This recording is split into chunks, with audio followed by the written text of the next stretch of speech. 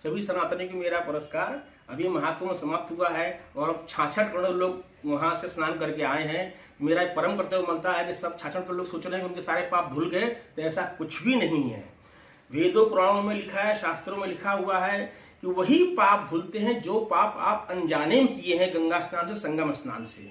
ये 66 करोड़ लोग न समझे कि आपके सारे पाप धुल गए हैं। पाप पुण्य का अलग से पूरा साइकिल चलता है। वही पाप आपके धुलेंगे जो आप अनजाने में किए हैं, जो आपको पता नहीं है। आप दान पुण्य करते हैं, पाप जो करते हैं आप, कई प्रकार के पाप होते हैं, जो 10 प्रकार के मेन पाप माना गया है।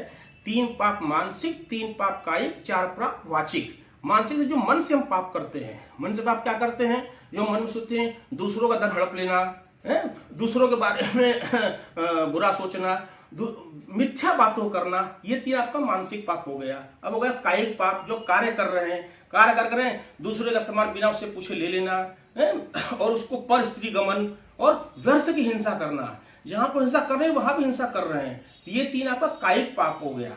अब इसे तो वाचिक पाप, वचन से, जो आप वचन से पाप कर रहे हैं, झूठ बोलना, चुगली करना और व्यर्थ की बातें करना, उसके बाद ना दूसरे के बारे में बेकार व्यर्थ की बातें कर, चुगलखोरी करके उसका कठोर वचन से बोलना, ये 4 तरह का वाचिक पाप हो गए।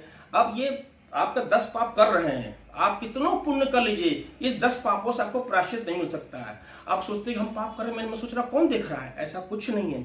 इस आपके पाप पुण्य के 14 साक्षी हैं, 14 कौन कौन साक्षी हैं? धर्म अपने आप में बहुत बड़ा शब्द है, आप समझ सकते हैं। सूर्य, चंद्रमा, पृथ्वी, जल, आकाश, वायु, अग्नि, दिन, संध्या, रात्रि, दिशाएं, काल, इंद्रियां, ये 14 जो हैं आपके साक्षी हैं, आप जो भी पाप पूर्ण कर रहे हैं। इसलिए सभी सनातनियों को निवेदन है कि आप ये मत सोचिए कि महाकुंभ स्नान करके आप सारे पाप धुल गए। आप इन पापों से बचिए और इन पाप के इतने साक्षी हैं।